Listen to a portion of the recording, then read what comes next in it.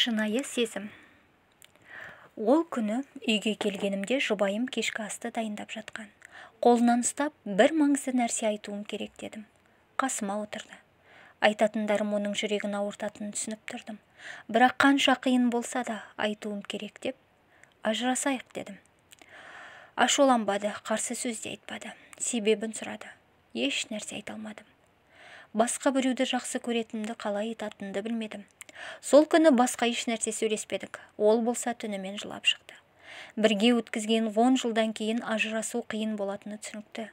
Оның алдында өзімді кінәлі сезінгенім үшін оған көлік, үй, компанияның 30% үлесін беретінімді рәсімдейтін келісімшарт дайындап қойдым. Бірақ ол оған бір қарады да жыртып тастады. Бір-бірімізге бейтаныс болдық. Оның маған жұмсаған уақыты мен күш-жігеріне жаным ашыды. Бірақ жүрекке әмір жүрмейді ғой. Қазір басқа кісіні ұнатамын. Келесі күні үйге кеш келдім. Әйелім үстел басында бір нәрселер жазып отыр екен. Еш нәрсе айтпай бөлмеме барып ұйықтадым. Ертеңіне маған өз шарттарын ұсынды.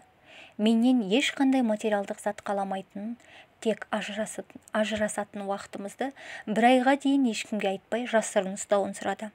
Осы уақыт ішінде жақсы отбасы құсап өмір сүруімізді сұрады. Бұған себеп жалғыз ұлымыздың бір айдан кейін университетке түсетінін, қабылдау емтихандары кезінде отбасы ішіндегі мәселелер оған кедергі болмасын деген ниет екен. Келістім. Екінші шарты да бар.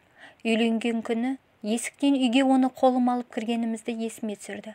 Бір ай бойы оны қолым алып бөлмемізден есікке дейін апаруымды сұрады. Басында есінің ауысқаны шығар дедім, бірақ өткен жылдардың құрметіне келістім. Сол күні сүйіктім Ребеккаға әйелімнің осы шарттары туралы айтып едім, күліп жіберді де, әйелімнің бір қияли адам екендігін айтты. Ақыры ажырасатыныма сенімді болғандықтан ол да келісті. Бірінші күні ешбір сезімім қалмаған әйелімді құшағыма алу қиын болды. Көтергенімде артымызда тұрған ұлымыз бізге қарап қуанышын жасыра алмады. Бір-біріңізге деген сезімдеріңіз қандай күшті деп күлімдеп тұрды.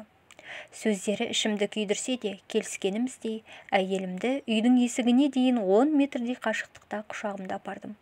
Ол болса көздерін жұмып қойып құлағыма, ұлымызға ажырасатынымызды айтушы болма, деді. Мен де оған қарап жарайды дедім. Оны есікке дейін апарып үйден бірге шықтық. Ол автобус аялдамасына барып, жұмысына баратын автобусын күтті. Мен өз жұмысыма кеттім. Екінші күні бұл ойынды ойнау оңайырақ болды. Оған көптен бері назар аудармаған мен оның бетіне түскен майда әжімдерді енді байқадым. Шаштарында да ақ шаштар пайда болған. Өткен жылдардың іздерін көру мені қатты ойландырды. Төртінші күні құшағыма алғанымда бір сенімділік сезімі ұялады ішімде. Маған өмірінің 10 жылын сыйлаған әйел. Бесінші күні ішімдегі сезімдер күшейе бастады. Ребеккаға бұл туралы айтпадым. Әйелімді күннен күнге тасу оңай көріне бастады. Бір күні оның не киім киетінін ойлап тұрғанын көрдім. Бұрынғы киімдерінің бәрі үлкен болғанын айтты. Расында да соңғы күндері қатты арықтап кеткенін сонда байқадым. Ажырасатынымызды ойлап, соның уайымымен арықтағанын түсіндім. Еріксіз басынан сипадым. Осы кезде келіп қалған ұлымыз, әке анамды құшағыңда тасуың керек, деді. Әкесінің анасын бөлмелерінен есікке дейін тасуы өміріміздің бір дәстүрі болғандай. Әйелім ұлымызды қасына шақыртып құшақтады. Ол күні оны құшағыма алып тасығанымда тура үйленген жылдардағыдай сезімдер кештім. Сезімдерім еріксіз өзгере бастады. Соңғы күні оны есікке дейін апарғанымда одан барлық қиыншылықтар үшін кешірім сұрадым. Ол күні Ребеккаға барып ажыраспайтынымды айттым. Отбасымыздың әлсірегені сезімдердің жоқтығынан емес, бір-біріміздің қадірімізді ұмыта бастағандықтан екенін түсіндім. Үйге қайта жетуге асықтым. Жолдан гүлдер сатып алып, араларына сені өмірімнің соңына дейін құшағымда таситын боламын деп жаздым. Үйге бара сала бөлмемізге қарай жүгірдім. Әйелім төсекте өлі жатыр еді. Ребеккамен жүріп, әйелімнің соңғы айлар бойы обыр ауруымен арпалысқанын білмеппін.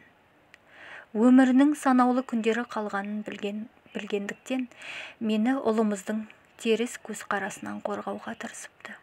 Ең болмағанда ұлымның алдында жақсы әке болуымды қалапты. Әттең.